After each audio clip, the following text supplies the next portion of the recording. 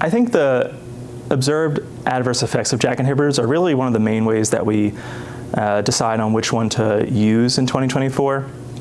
We all know that they have pretty similar efficacy in terms of reducing spleen size and improving symptom burden, but they each have their kind of unique characteristics that make them appropriate for certain situations.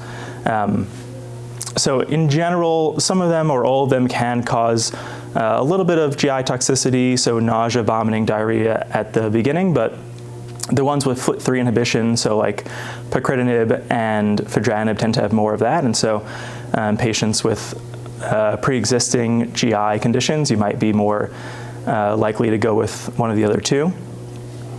Recently, with the approval of pacritinib and momelotinib, we have kind of JAK inhibitors approved based on the absence or presence of anemia or thrombocytopenia.